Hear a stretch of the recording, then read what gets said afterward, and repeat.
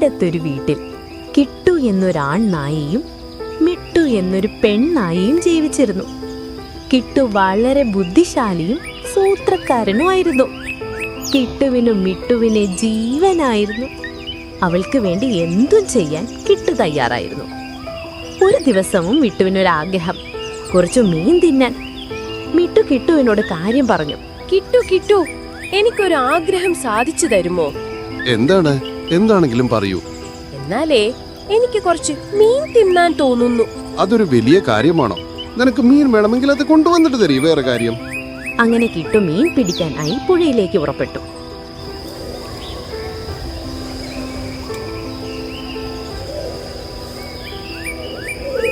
പുഴയുടെ അടുത്തെത്തിയ കിട്ടു പുഴയിലെ മത്സ്യങ്ങളെ കണ്ട് സന്തോഷവാനായി. എന്നാൽ കിട്ടുവിന് വെള്ളത്തിലിറങ്ങാനോ മീൻ പിടിക്കാനും അറിയില്ലായിരുന്നു. എന്തു ചെയ്യുമെന്നോർത്ത് അവൻ പുഴക്കരയിലൂടെ അങ്ങോട്ടും ഇങ്ങോട്ടും നടന്നു. പുഴയിലെ വെള്ളവും മറ്റും കണ്ട് അവന് പേടിയായി. അയ്യോ, പുഴയിൽ നിറയെ വെള്ളമാണല്ലോ. ഇതിൽ ഞാൻ എങ്ങനെ ഇറങ്ങും? എങ്ങനെ മീൻ പിടിക്കും? ഇതിലിറങ്ങിയാൽ ഞാൻ ചത്തത് തന്നെ. മിട്ടുവിനോട് ഞാൻ ഇനി എന്തു പറയും? അവൻ സങ്കടത്തോടെ തിരിച്ചു പോകാൻ തീരുമാനിച്ചു. അപ്പോഴാണ് അപ്പുറത്ത് 2 പൂച്ചകൾ ഒരു മീനിനു വേണ്ടി വഴക്കിടുന്നത് അവൻ കണ്ടത്. അവൻ അങ്ങോട്ട് നടന്നു. പൂച്ചകളെ കണ്ട് കിട്ടുവിനൊരു ബുദ്ധി തോന്നി. സുഹൃത്തുക്കളെ, എന്താണ് പ്രശ്നം? പ്രശ്നമൊന്നുമില്ല.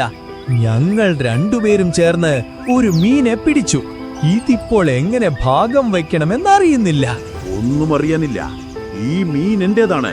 ഇതെനിക്ക് തന്നെ വേണം. ഞാനിത് ആർക്കും വിട്ടുതരില്ല. ഇത്രയുള്ളൂ? ഇതിനു വേണ്ടിയാണോ നിങ്ങൾ വഴക്കിടുന്നത്? അയ്യേ, മോശം. ഇതു ഞാൻ പരിഹരിച്ചു തരാം. നമുക്കൊരു പന്തയം വെക്കാം. പന്തയത്തിൽ ആര് വിജയിക്കുന്നുവോ അവർക്ക് ഈ മീനെടുക്കാം. എന്നാൽ പന്തയം ഇങ്ങനെയാണ്: നിങ്ങൾ 2 പേരും കണ്ണടച്ചു നിൽക്കണം. ആര് കൂടുതൽ സമയം കണ്ണടച്ചു നിൽക്കുന്നു അവർ വിജയിക്കുന്നതാണ്. അവർക്ക് ഈ മീനെടുക്കാം. നിങ്ങൾ തയ്യാറാണോ? അങ്ങനെയാണെങ്കിൽ എനിക്ക് വിരോധമൊന്നുമില്ല. ഞാൻ തയ്യാർ. എന്നാ 2 പേരും കണ്ണടച്ചു നിൽക്കൂ. ഞാൻ നോക്കട്ടെ. പൂച്ചകൾ കണ്ണുമടച്ചു നിൽക്കുന്ന നേരം ഇത് തന്നെ പറ്റിയ അവസരമെന്ന് മനസ്സിലാക്കി കിട്ടു മീനിനെ വായിൽ കടിച്ചുപിടിച്ച് അവിടെ നിന്നൊരൊറ്റ ഓട്ടം. ഇതൊന്നും അറിയാതെ പൂച്ചകൾ കണ്ണടച്ചു തന്നെ നിന്നു. അവർ മത്സ്യം തങ്ങൾക്ക് തന്നെയെന്ന് മനസ്സിലാലോചിച്ച് ചിരിച്ചു. കുറച്ചു കഴിഞ്ഞ് കണ്ണു തുറന്നു നോക്കിയപ്പോൾ പൂച്ചകൾ അമ്പരന്നുപോയി. അവിടെ ഉണ്ടായിരുന്ന മീനും നായയെയും കാണുന്നില്ല. തങ്ങൾ കബളിപ്പിക്കപ്പെട്ടു എന്ന് അവർക്ക് മനസ്സിലായി. സ്വയം കുറ്റബോധം തോന്നി അവർ വിഷമത്തോടെ കാട്ടിലേക്ക് മടങ്ങി. കിട്ടു മീനിനെയും എടുത്തുകൊണ്ട് വീട്ടിലേക്ക് തിരിച്ചു നടന്നു. അവൻ മനസ്സിൽ ഇങ്ങനെ ആലോചിച്ചു: ഇന്നു മീൻ കിട്ടിയാൽ മിട്ടുവിന് വളരെ സന്തോഷമാകും. അങ്ങനെ വീട്ടിലെത്തിയ കിട്ടു മീൻ മിട്ടുവിന് കൊടുത്തു. മിട്ടു സന്തോഷത്തോടെ തുള്ളിച്ചാടി. അവൾ മീൻ ആർത്തിയോടെ ഭക്ഷിച്ചു.